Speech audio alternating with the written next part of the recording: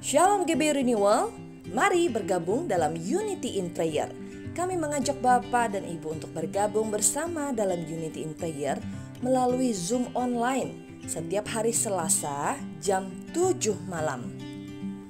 Persembahan kolekte dan persepuluhan dapat diberikan via transfer ke Bank BCA atas nama Yeni Dianawati di 466 0012 236 atau bisa scan barcode yang ada di layar ini ya.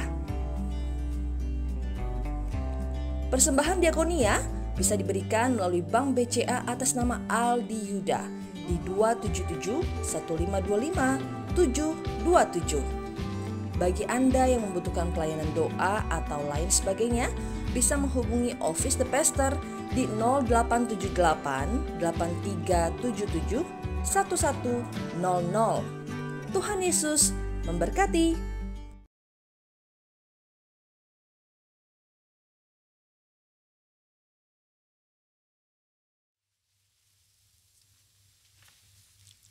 Shalom semuanya. Tahun 2022 adalah tahun paradigma yang baru. The year of a new paradigm. Definisi paradigma menurut Kamus Besar Bahasa Indonesia adalah model dan juga kerangka berpikir. Definisi paradigma menurut Westminster Dictionary of Theological Terms adalah contoh, pola, model. Istilah ini sering dipakai untuk menunjukkan cara berpikir dalam teologi ketika bahan-bahan dikumpulkan dan diatur dalam satu pola atau cara tertentu seperti dalam doktrin.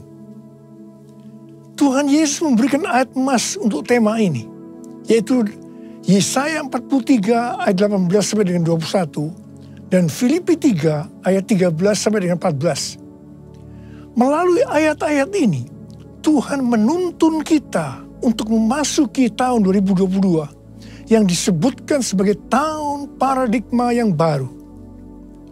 Yesaya 43 ayat 18 dan 19 berkata, firman-Nya, janganlah ingat-ingat hal-hal yang dahulu, dan janganlah perhatikan hal-hal yang dari zaman purbakala.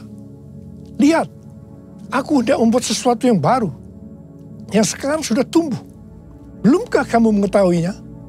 Ya, aku hendak membuat jalan di padang gurun, dan sungai-sungai di padang belantara. Kalau kita melihat ayat-ayat sebelumnya, maka di situ Tuhan mengingatkan kepada bangsa Israel bahwa dulu mereka ditolong dari kejaran Firaun beserta pasukannya dengan mengubur mereka di Laut Merah. Tetapi sekarang untuk membebaskan bangsa Israel dari Babel, Tuhan memakai cara yang lain yang tidak sama dengan yang dulu dia lakukan. Tuhan berkata, janganlah ingat-ingat hal-hal yang dahulu. Janganlah perhatikan hal-hal yang dari zaman purbakala. Sekarang Tuhan membuat sesuatu dengan cara membuat jalan di padang gurun dan sungai-sungai di padang belantara, yang merupakan sesuatu yang mustahil dilakukan oleh manusia di zaman itu. Tetapi bagi Tuhan tidak ada yang mustahil. Katakan amin. Inilah yang disebut dengan paradigma yang baru. Sekarang Tuhan berbicara kepada kita semua bahwa memasuki tahun 2022, Tuhan akan menolong dan membebaskan kita dari masalah-masalah yang terjadi dalam seluruh aspek kehidupan kita.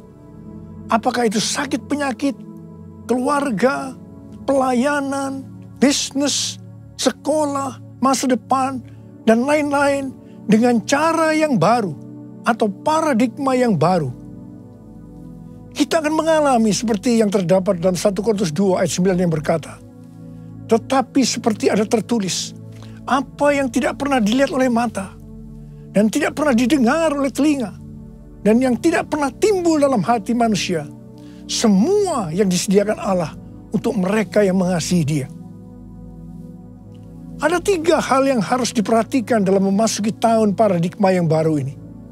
Yang pertama, paradigma adalah inisiatif dari Tuhan sendiri. yang perlu diresponi oleh umatnya. Ada bagian yang Tuhan perbuat dan ada bagian yang umatnya yang harus lakukan. Yang kedua, bagian Tuhan, yaitu membuat sesuatu yang baru. Yang ketiga, bagian umat Tuhan, yaitu melihat, mengetahui, dan menerima yang Tuhan buat. Bagaimana supaya kita mempunyai pola pikir paradigma yang baru? Yaitu melalui firman Tuhan dan Roh Kudus. Bukan kebetulan, sebelum memasuki tahun 2022, maka tema tahun 2021 adalah tahun integritas. Jadi hanya orang yang berintegritas atau yang menjadi serupa dengan gambar Yesus yang akan bisa mengerti dan meresponi dengan benar paradigma yang baru ini. Karena itu, kita harus melakukan seperti yang tertulis dalam 1 Yohanes 2 ayat 6. Bahwa kita yang percaya kepada Tuhan Yesus harus hidup sama seperti Kristus telah hidup. Karena kita telah hidup sama seperti Kristus telah hidup, maka kita akan menjadi serupa dengan gambarnya. Ku mau sepertimu Yesus, disempurnakan selalu dalam setiap jalanku, memuliakan namamu, memuliakan namamu, memuliakan namamu.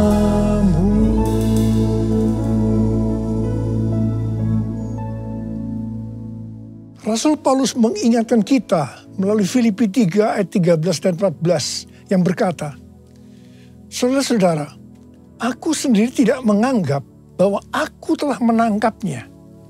Tetapi ini yang kulakukan. Aku melupakan apa yang telah di belakangku dan mengarahkan diri kepada apa yang di hadapanku. Dan berlari-lari kepada tujuan untuk memperoleh hadiah, yaitu panggilan surgawi dari Allah dalam Kristus Yesus. Kalau kita melihat ayat-ayat sebelumnya, di situ Rasul Paulus bersaksi bagaimana dia mengalami perubahan paradigma terkait dengan masa lalunya adalah karena pengenalannya akan Kristus Yesus.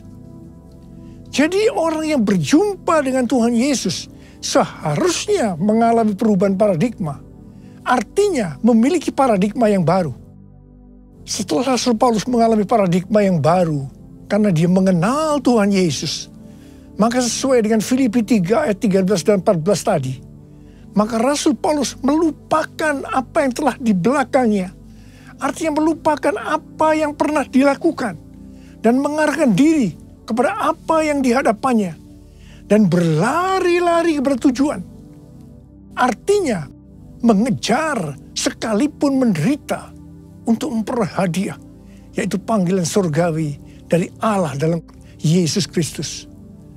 Rasul Paulus mengajak kita dalam Filipi 3 ayat 15 supaya kita juga melakukan seperti itu, yaitu kita harus berlari-lari kepada tujuan. Artinya mengejar sekalipun menderita untuk memperoleh hadiah berupa mahkota. Jadi kita juga harus berpikir, kita tidak hanya masuk surga saja, tetapi masuk surga dengan hadiah berupa mahkota. Yang mau katakan amin? Kalau kita membaca perikop Nabi Hagai pasal 1 sampai dengan pasal 2 ayat 1a, itu adalah ajakan untuk membangun bait suci. Tuhan berfirman melalui Nabi Hagai kepada Zerubabel bin Shealtiel, Bupati Yehuda, dan Yosua bin Yosadak, imam besar, untuk mengajak bangsa Israel membangun bait suci.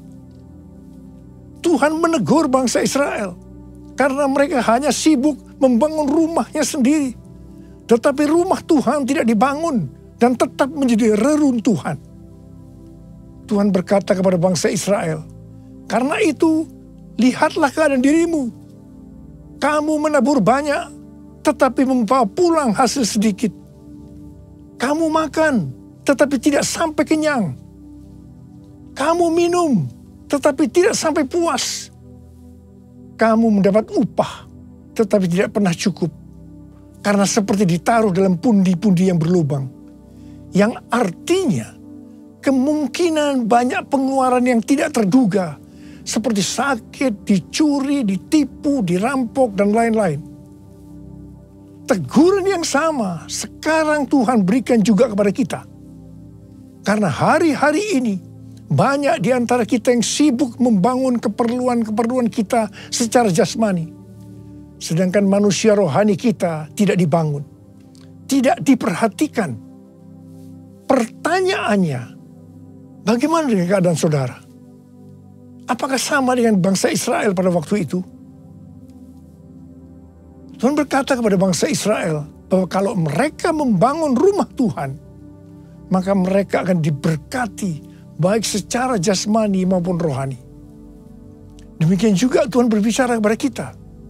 Kalau kita membangun manusia rohani kita, sehingga akan menjadi serupa dengan gambar Yesus, maka Tuhan akan mencurahkan berkat secara jasmani dan rohani.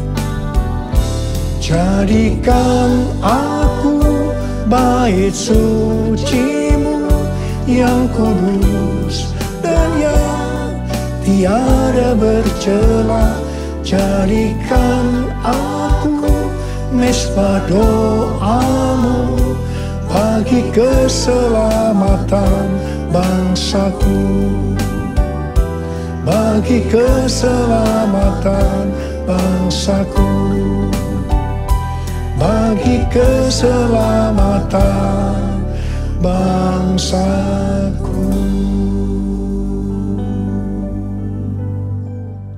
Tuhan mengingatkan kita bahwa paradigma yang lama, yaitu pola pikir duniawi yang berdampak pada kehidupan duniawi, akan berujung kepada kebinasaan. Karena itu, miliki dan hidupi paradigma yang baru, sehingga kita akan menjadi serupa dengan gambar Yesus. Kita akan menjadi orang yang berintegritas. Kita akan menjadi orang yang mencari dan memikirkan perkara-perkara yang di atas, bukan yang di bumi. Sehingga pada saat Tuhan Yesus menjemput kita gerejanya, kita akan ikut dalam pengangkatan dan masuk surga dan akan bersama-sama dengan Tuhan Yesus selama-lamanya. Kembali kepada ayat emas yang Tuhan berikan kepada kita dalam Yesaya 43 ayat 21 yang berkata, umat yang telah kubentuk bagiku akan memberitakan kemasyuranku. Tuhan akan menolong kita dalam seluruh aspek kehidupan kita untuk memasuki tahun 2022 dengan paradigma yang baru. Karena kita adalah umat Tuhan. Dan kita diminta untuk memberitakan kemasyuran Tuhan. Kita harus menyelesaikan amanat agung dalam era Pentakosta ketiga ini. Yang mau katakan amin? 1 Petrus 2 ayat 9 berkata, tetapi kamulah bangsa yang terpilih, imamat yang rajani, bangsa yang kudus, umat kepunyaan Allah sendiri, supaya kamu memberitakan perbuatan-perbuatan yang besar dari Dia yang telah memanggil kamu keluar dari kegelapan kepada terangnya yang ajaib. Ingat, tugas utama kita adalah memberitakan perbuatan-perbuatan yang besar dari Dia. Tugas kita untuk menyelesaikan atau menuntaskan amanat agung.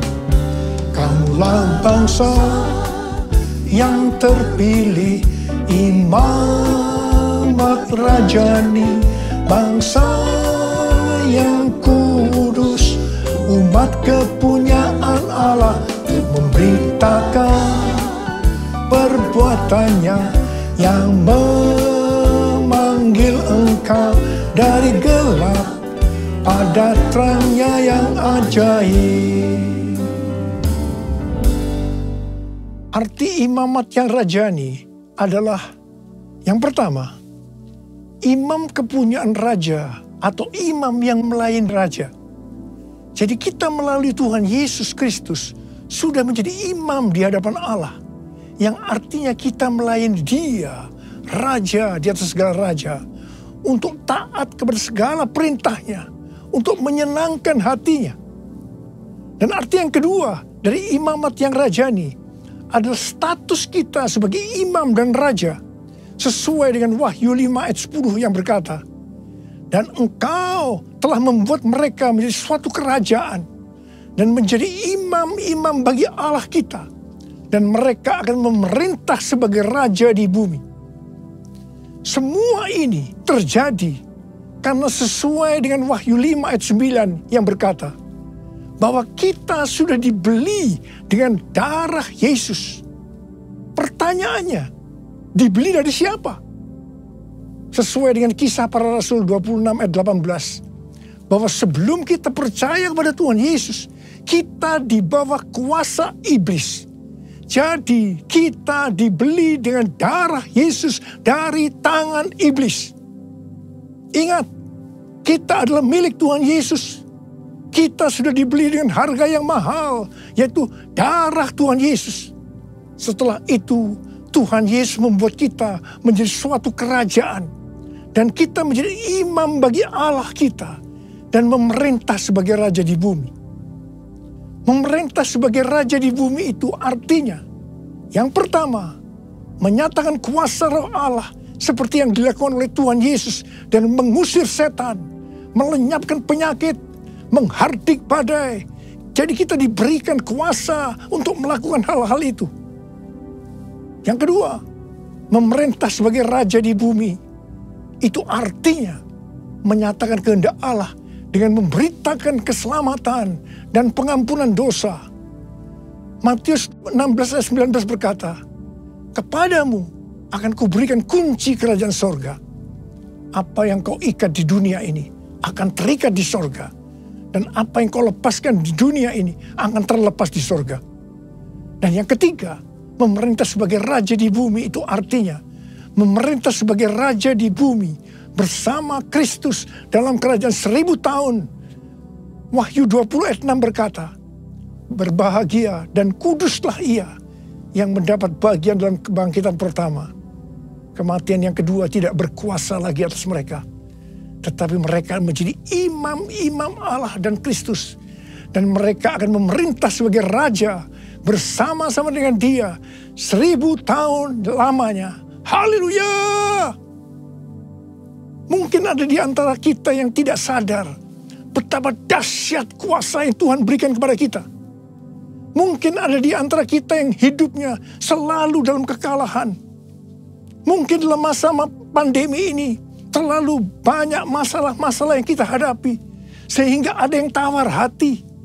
Dan Tuhan ingatkan kepada kita dalam Amsal 24 ayat 10 yang berkata, jika engkau tawar hati pada masa kesesakan, kecillah kekuatanmu. Bangkitlah dan ingatlah bahwa kita adalah imamat yang rajani. Yang artinya kita adalah imam-imam bagi Allah kita. Dan kita memerintah sebagai raja di bumi ini. Kita harus senantiasa hidup dalam kemenangan. Haleluya! Taruh tangan kanan saudara di dada saudara. Katakan bersama saya.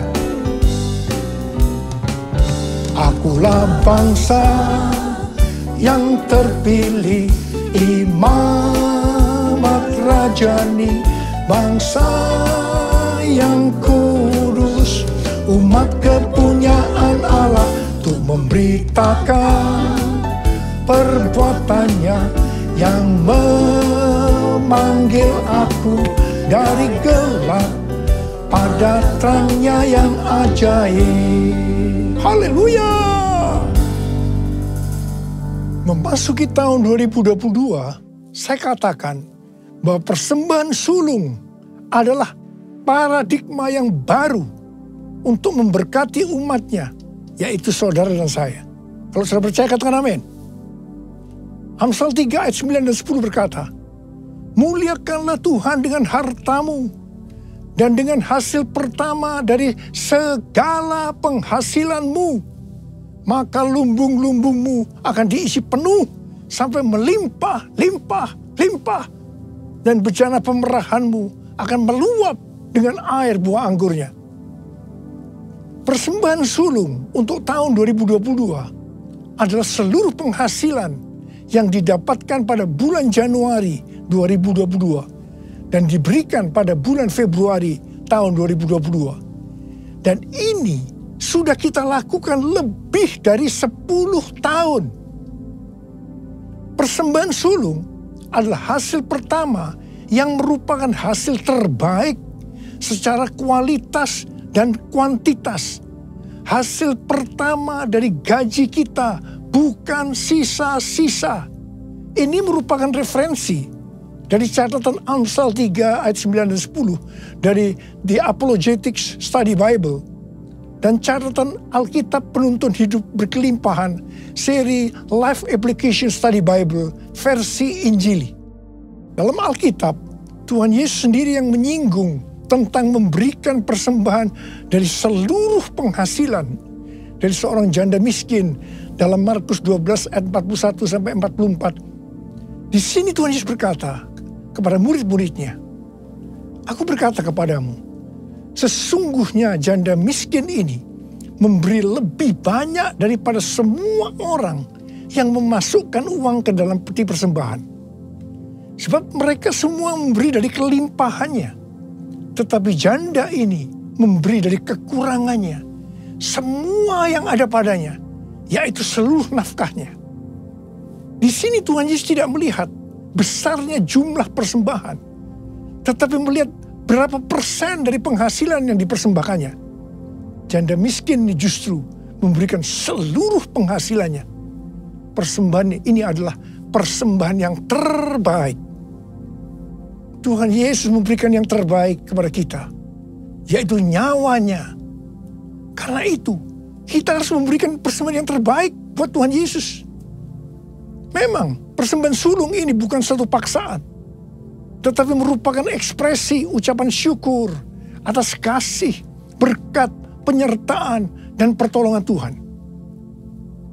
Akhirnya, uraian ini saya tutup dengan Amsal 11 ayat 24 dan 25 yang berkata, "Ada yang menyebar harta, tetapi bertambah kaya. Ada yang menghemat secara luar biasa, namun selalu berkekurangan. Siapa banyak memberi berkat, akan diberi kelimpahan. Siapa memberi minum, ia sendiri akan diberi minum." Saya berdoa agar setiap kita bisa memahami dan menghidupi paradigma yang baru. Mari saya ajak saudara untuk mengangkat tangan kita dan kita nyanyikan lagu ini bersama-sama. Aku percaya berkat-Mu atasku melimpah, kebajikan, kemurahan selalu mengikutiku. Ku puji, ku sembah Kau Tuhan. Aku percaya Tuhan. Aku percaya berkat-Mu atasku melimpah, kebajikan, kemurahan selalu mengikutiku. Ku puji, ku sembah Kau Tuhan. Ku puji, ku sembah Kau Tuhan. Ku puji, ku sembah Kau Yesus. Urialama shalala kana matakara bara bara bara bara bara bara. Urialala bara bara bara bara bara bara bara bara. Urialala bara bara. Urana bara bara bara bara bara bara bara bara bara. Ya Tuhan, ya Tuhan, kami memasuki tahun paradigma yang baru. Tuntun kami semua Tuhan, tuntun kami untuk bisa memahami dan menghidupi paradigma yang baru itu Tuhan. Berkat-Mu melimpah buat anak-anak-Mu, kami percaya Tuhan. Kami terima berkat-Mu, kami terima berkat-Mu, terima berkat Tuhan saat ini. Terima. Oh, raba. Oh, Rabba, terima kasih Tuhan. Ku puji, ku sembah Kau Tuhan. Ku puji, ku ku sembah Kau Tuhan. Ku puji, ku sembah Kau Yesus.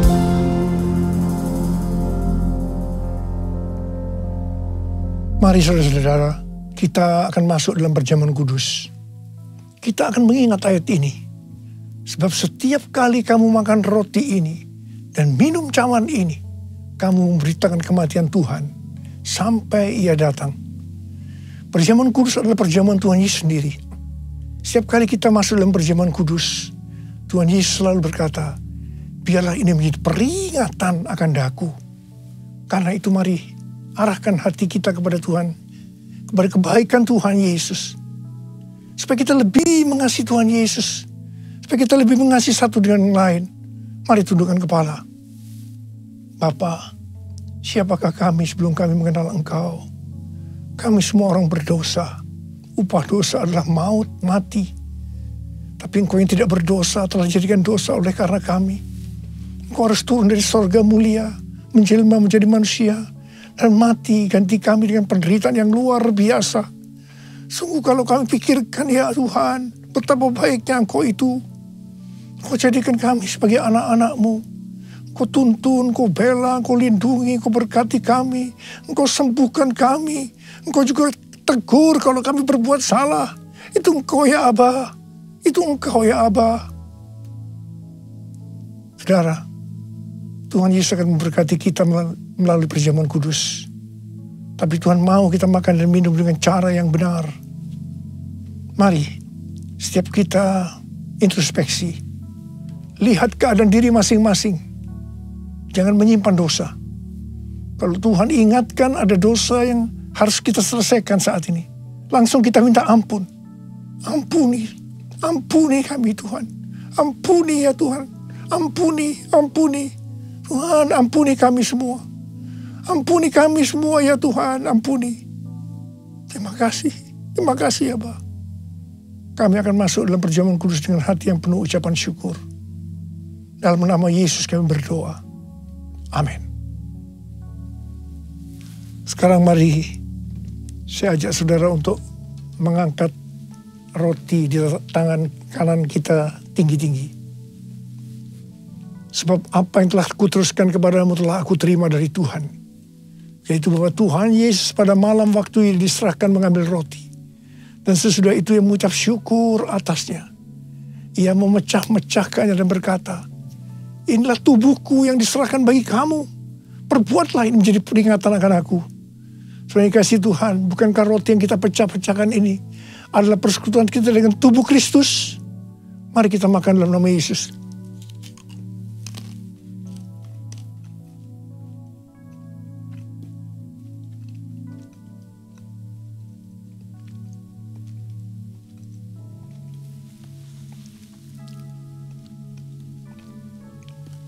Angkat cawan di tangan kanan kita tinggi-tinggi.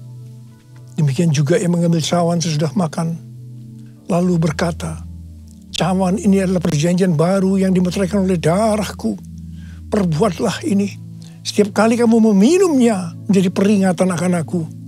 Saudara kasih Tuhan. Bukan cawan pengucapan syukur. Yang atasnya kita ucapkan syukur. Adalah persekutuan kita dengan darah Yesus.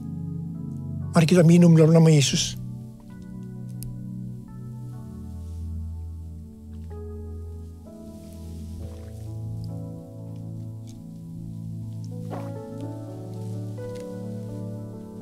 Mari kita angkat tangan kita, ucapkan syukur. Dengan suara, jangan diam. Ucapkan terima kasih, ucapkan syukur. Ya Tuhan, terima kasih. Kami bersyukur ya Tuhan, kami bersyukur. Oh raraba ya raraba shandera kana malabaraba. Oh terima kasih buat kebaikan-Mu ya Tuhan. Oh raraba bara bara bara bara bara bara bara. Tuhan terima kasih. Terima kasih ya Aba, terima kasih Kau melihat anak-anak-Mu. Mereka sedang membutuhkan Tuhan hari-hari ini Tuhan. Hari-hari di tengah Omikron yang mulai mengganas di Indonesia.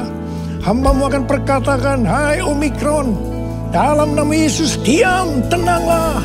Diam, tenanglah. Diam, tenanglah.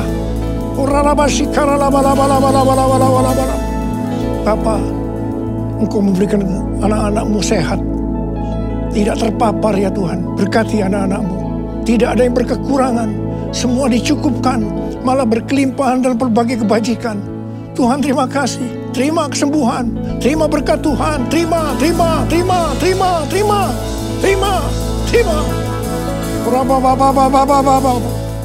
Terima kasih Yesusku. Terima kasih Yesusku. Puji syukur hanya bagi Tuhanku. Terima kasih Yesusku. Terima kasih Yesusku. Puji syukur hanya bagi Tuhanku. Terima kasih ya Tuhan. Terima kasih Yesusku. Terima kasih Yesusku. Puji syukur hanya bagi Tuhanku. Terima kasih Yesusku. Terima kasih Yesusku. Puji syukur hanya bagi Tuhanku. Puji syukur hanya bagi Tuhanku. Puji syukur hanya bagi Tuhanku.